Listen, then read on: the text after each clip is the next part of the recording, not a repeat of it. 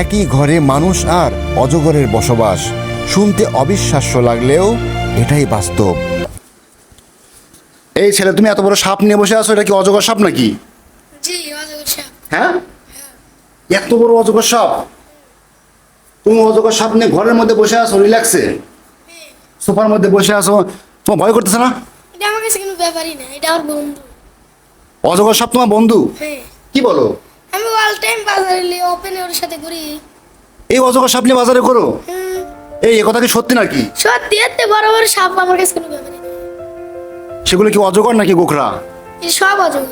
সব অজগর? মানে অজগর সাপ নিয়ে তুমি বাজারে ঘোরো? হ্যাঁ।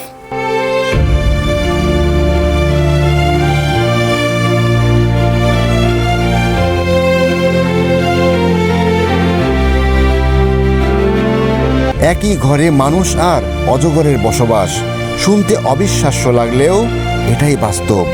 এটা কি রান্নাঘর না? রান্নাঘরে অজগর সাপ ঢুকতেছে? ওই কিছু খাবে নাকি আবার?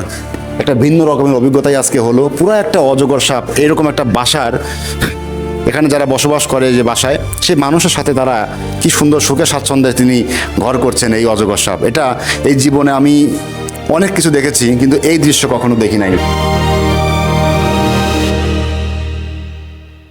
ভয়, বিস্ময় আর মায়ার মিশ্রণে এই বাড়িটি যেন এক অদ্ভুত জগৎ। মুরগি কোথায় গেছে? এই যে এই যে কোথায়? এই যে মুরগি ওখানে গেছে? হ্যাঁ। পেটের মধ্যে ঢুকে গেছে? হ্যাঁ, এই যে তুমি কি হাত দিয়ে বুঝতে পারতেছো?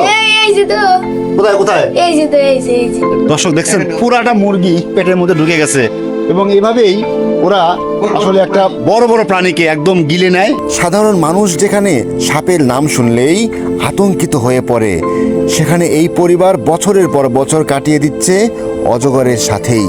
আমার বন্ধু, ওর আমি সবসময় খাওয়াই ঠিক মতো। অজগর সাপ তোমার বন্ধু? হ্যাঁ। তোমাকে এই যে এই বিদ্যা কে শিখাইছে? এই বিদ্যা, এই সাপের বিদ্যা তোমাকে কে শিখাইছে? আমার গুরু নাম কি উস্তাদের? জহিরুল ইসলাম। জহিরুল ইসলাম। হ্যাঁ। তাকে স্যালুট জানাচ্ছি। বাপ রে বাপ, তোমার সাহস আছে রে বাবা।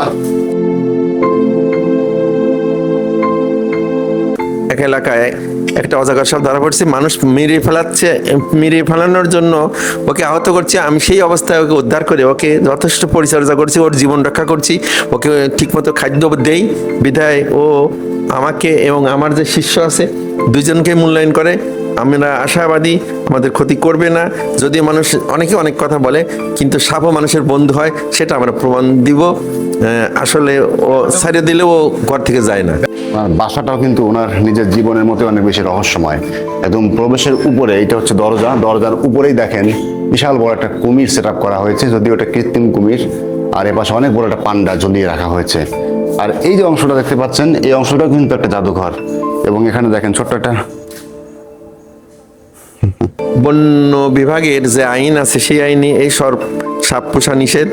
কিন্তু আমি আর এই সাপটাকে এমনই পোষ মানাইছি, ওকে বনে ছাড়িয়ে দিলে যেতে চায় না। ও আমার কাছে, আমার যে জায়গায় ওর আবাসস্থল, সেখানে ও ফিরে আসে।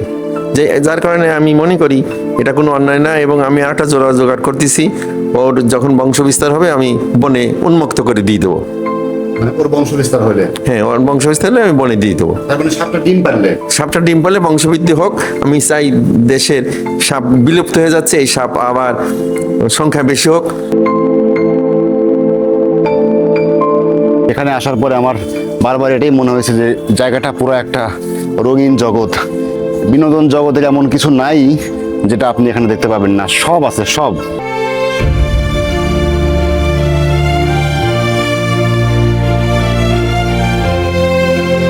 পৃথিবীতে অনেক রকমের মানুষ, অনেক ধরনের মানুষ পৃথিবীতে বিরাজ করে। আপনি যেভাবে পৃথিবীটাকে দেখেন, অন্য একজন মানুষ, অন্য 10 জন মানুষ কিন্তু পৃথিবীটাকে অন্যভাবে দেখে। এই এত এত মানুষকে, মনকে বোঝাটা কিন্তু বিশাল বড় একটা ফিলোসফি। তুমি এই সাপটাকে রাখো কোথায়? ছাদের উপর। ছাদের উপর রাখো? তার মানে তুমি এইভাবে তুমি থাকো, তোমার ভয় লাগে না? না। প্রায় 13 থেকে 14 ফিট একটা অজগর সাপের এত কাছে বসবো এবং এই দৃশ্য দেখবো একটা বাচ্চার সাথে, সেটা আমি আমার জীবনেও কখনো কল্পনাও করতে পারি নাই। ভালো থাকেন সবাই, তোমার জন্য দোয়া রইল বাবা। Thank you.